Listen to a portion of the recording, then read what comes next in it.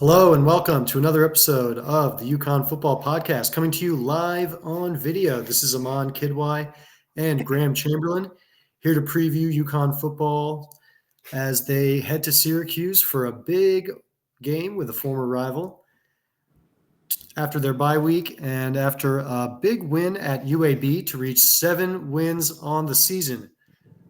Certainly has been interesting for the Huskies this whole way, but they keep winning games. They keep finding ways to win. Graham, what did you like from what you saw in the UAB game 2 weeks ago? I mean, we got to start with the defense. UAB's coming in, really high-powered offense, especially a big passing game with Jalen Kitna, quarterback there. He had just come off a 400-yard performance, 400 yards plus, the week prior against Tulsa. So, I was a little nervous about that because UConn hasn't really faced like a volume passer like that this season. They handled it. It was a little touch and go for a while in the first half, and Lee Beebe Jr. was running. I think he had almost UAB's average total rushing yards per game by the half. So I was like, okay, like this isn't great. Plus it was 20-3 at half. But they really just came out in the second half and just clamped down.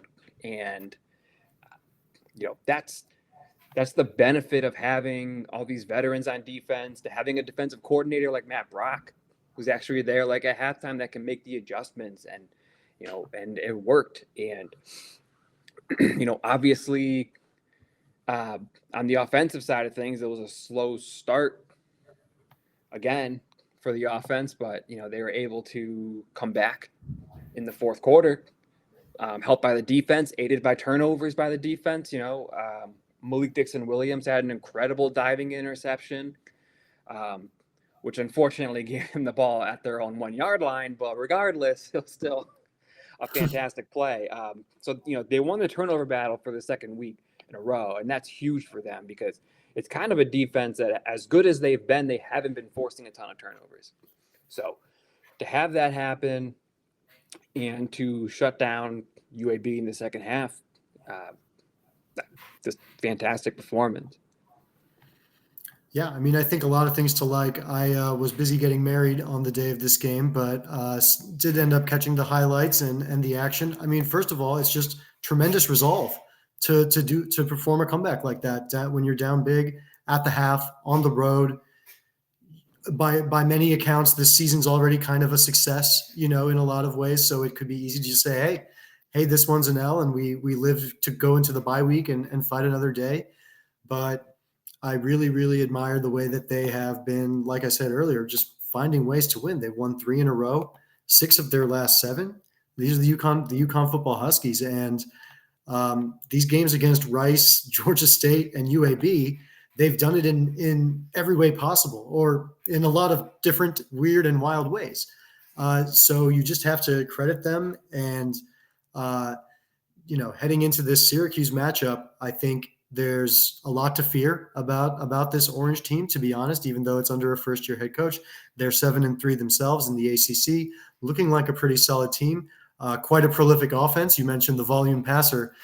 They have that in Kyle McCord up there. Mm-hmm. But even despite this, what we know about the talent advantage that Syracuse has, the fact that it's a higher rated team in a lot of ways, you still have some confidence in UConn to be competitive in this game. And that's, to flip now into our conversation about the Syracuse game. That's what I think is the kind of the positive about what's been going on and the prevailing feeling. Something we mentioned a few weeks ago. It's not about necessarily, UConn's going to beat Syracuse here, but UConn needs to acquit itself as a quality team. They are actually gaining national attention. You hear on the podcasts, national podcasts, and people say, "Hey, UConn Huskies 7-3. Look at that." Oh well, and then some light critique starts about the schedule and stuff, but that is not anyone's problem. It's definitely not a fan's problem. This 7-win season is a tremendous breakthrough for Jim Mora in his third year, and they've got more to come. And then heading into this Syracuse matchup again, my feeling is they can definitely be competitive in this game. How are you feeling? I mean, I feel the same way. I think it's going to come down to the defense again, and the biggest thing that they can do is keep touchdowns off the board. You know, you have to be satisfied with field goals with this team because like Kyle McCord's going to get his yards. You know, he's thrown for under 300 yards just once this season, and he'll still like 280 or something like that against Virginia Tech. So he's going to get his yards, and he's going to complete like 30, 35 passes, right? He's probably going to throw 50, 55. Like that's what's going to happen in this game. And then you still have LaQuint Allen, who's a great running back. He's, you know, less of a focal point, just getting fewer carries this season as, you know, because they've got Kyle McCord. But, you know, he can still gash you if you're not paying attention and you're just, you know, solely focused on the pass. So if they can keep field goals on the board, shoot, get a couple turnovers. We've seen Kyle McCord be turnover prone. You know, look up that Pitt game from a few weeks ago. I think he had what? It was 4 in the first half or 5 in the first half. I think it was remember 5. what he. Yeah. I think it was 5. Yeah. So, like, it can. I mean, that's probably a bridge too far. But like, you know, if you can grab a couple turnovers, you know, you're good. And then you just have to get the run game going. You know, we'll get to quarterback, but whoever is going to be quarterback, you know, is going to benefit from having, you know, Darrell Robinson getting 6-7 yards a carry, right? Cam Edwards, you know, someone breaking off a big run. Like that'll all be extremely helpful. I think UConn's uniquely positioned in that they're a run-first offense, and if they can keep the offense out on the field, put some sustained drives together, keep Syracuse off, I mean, they have a chance. Like, I don't think that this is like the thing with Syracuse is like, I don't know that they're like a complete mismatch for them, right? Like this isn't going to be Tennessee last season, you know, or Michigan a couple of years ago, even though it's an ACC team, but it's just like, it's the volume of it. Like you look at their leading receivers and it's like, I think I was just looking the other day, their leading receiver, I think has like 730 something yards, but he has like almost double the receptions of Skylar Bell, who leads UConn, right? With 600 and change. So it's like they will get a lot of yards. And, you know, if you're just looking at box scores, like ignore that because it's just what Syracuse does now under Fran Brown. But if you can run game, defense, hold them the field goals, and you give yourself a chance, and don't turn it over yourself either. Win that turnover battle. Yeah, absolutely. I think, you know, again, going into this, you want to believe UConn's got a solid chance. I think you've really laid out the formula really nicely. Let's talk about that quarterback situation. So Joe Fagnano finishes the game. Evers leaves with an injury. Again, multiple injuries across the season for Evers at this point. We do not have any official indication as to who will be starting in this game on Saturday, but what's kind of your read on the situation just coming out of the UAB game? I mean, you saw just such a spark on the offensive end with Joe Fagnano, and you know he had a couple big drops. So did Evers, but Fagnano had a couple drops and even a shorter period of time, much fewer snaps than Evers, but he was still able to overcome 2 touchdown drives. He was aided by a turnover, great. But he took care of business, and you know he came in as the strong veteran leader that he is, and that you love to have as a backup quarterback because the vast majority of teams, especially G5 teams, don't have this luxury that UConn has. You know, and Evers struggled again. Unfortunately for him, it was like downpouring for a while down there. It didn't really affect Jalen Kitna on the other side. But, you know, he was, you know, a little more inconsistent. He was inaccurate again. And it's just the offense just seems like disjointed. And, you know, I mentioned the drops. Like he has some drops, especially one from Skylar Bell turned into an interception. And it's just like when he's in there, like it's just the offense isn't good enough to overcome those mistakes. Like, I tweeted out earlier this week from David Hale, the ACC writer for ESPN. UConn is second in the nation in drop rate percentage, right? So this is a passing game that could be a lot better than it is, but it's also a passing game that just can't overcome the drops. Um, so you know, you look to Evers. If Evers starts tomorrow, the first thing is you got to hope he's healthy, because I think it was like a hip that was hurt, and it's one of the big parts of his game is his ability to scramble and to run. And if he can't run, um, he's certainly not the passer that Fagnano is. So I think it depends on what Coach Moore is looking for, and it depends on the health of Nick Evers, of course.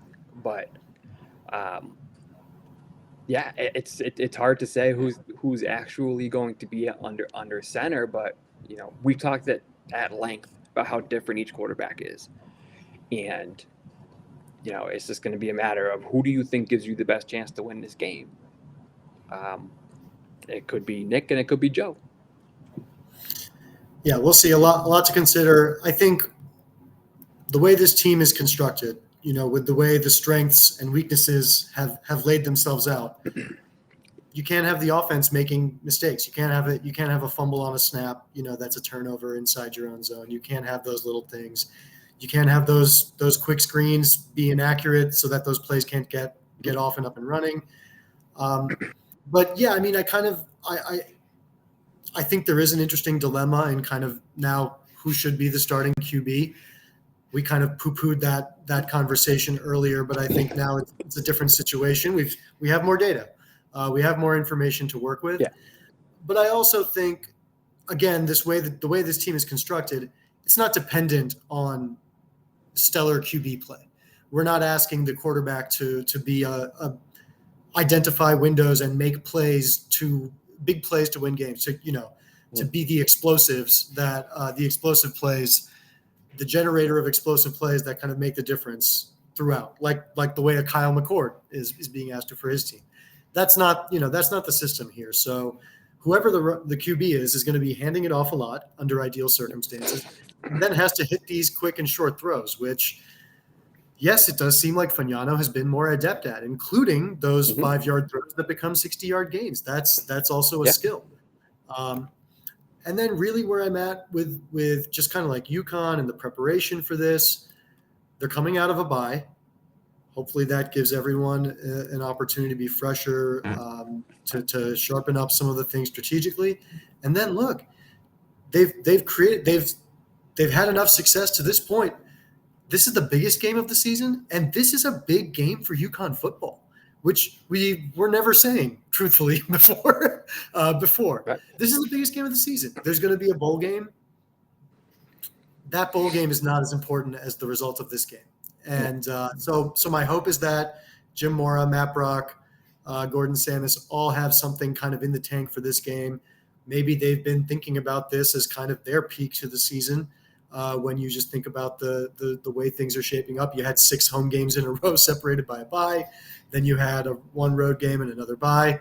And now you've got the Syracuse game, a team you recruit against. Now you're independent. The perception is not that you're de facto weaker.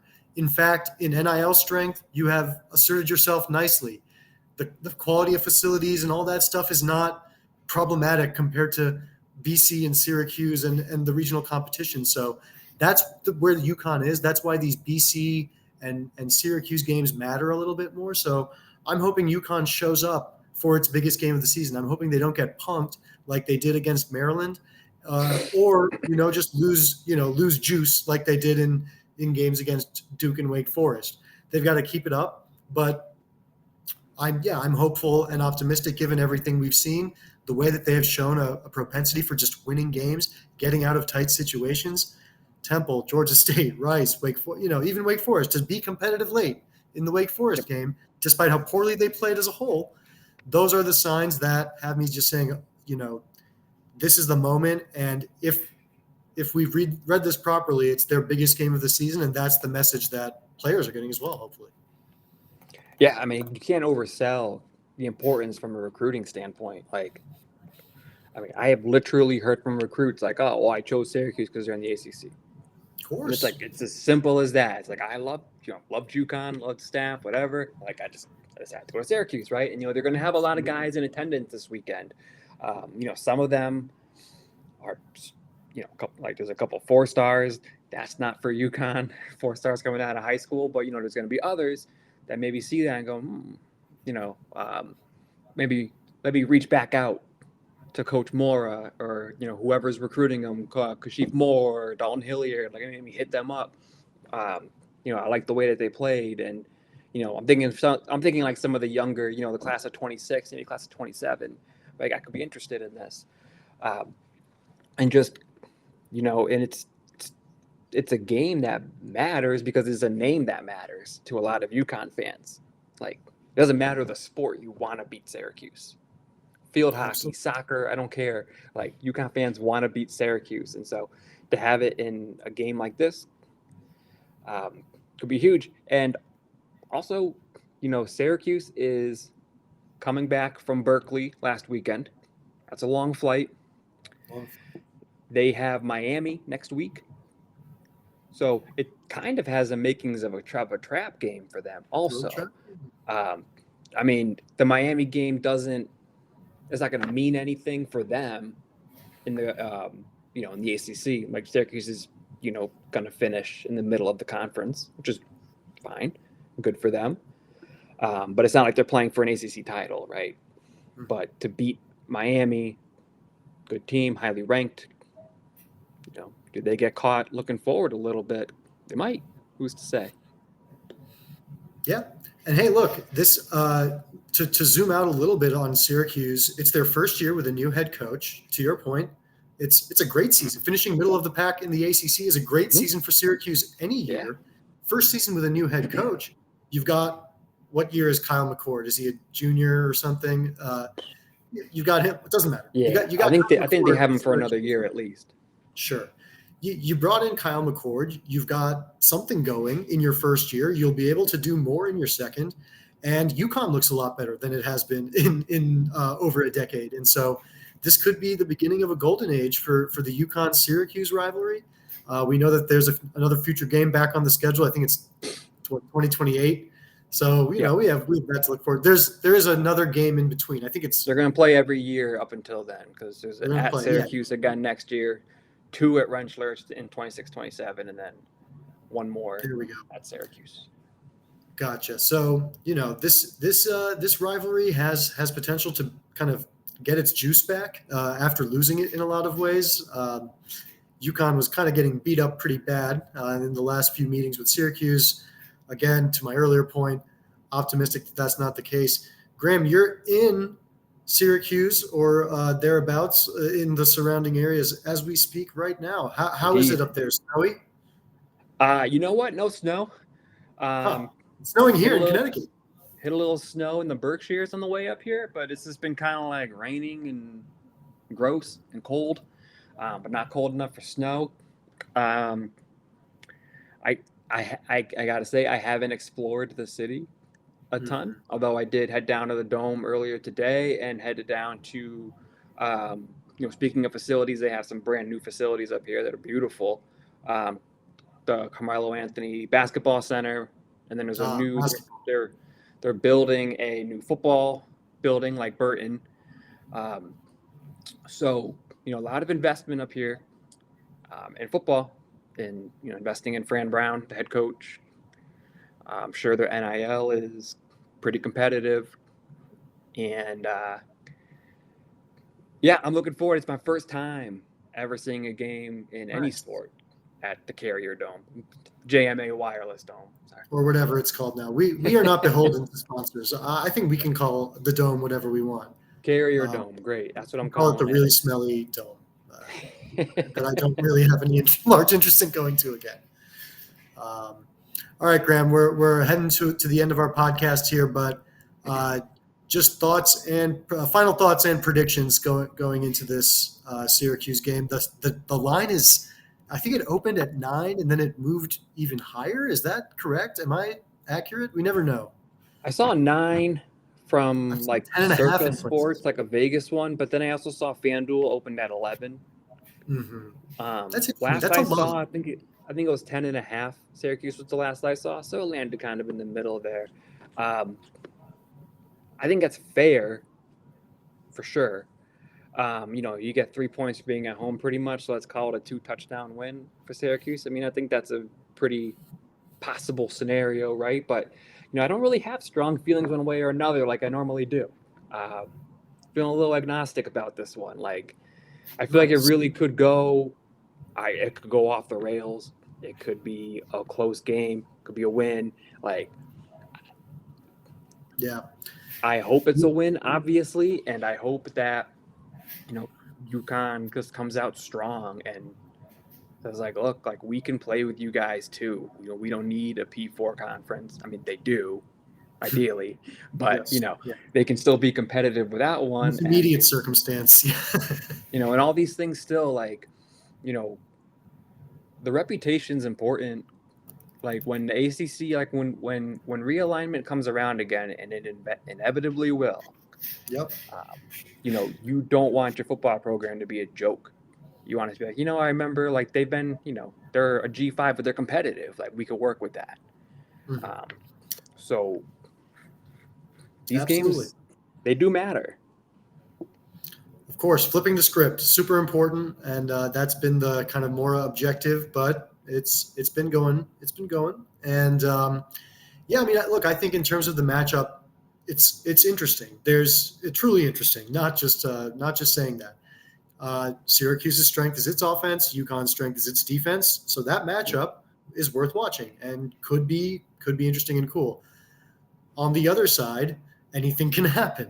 And so then obviously these things don't operate independently. And so, if some unit lets you down really badly, that can make it tough on your defense.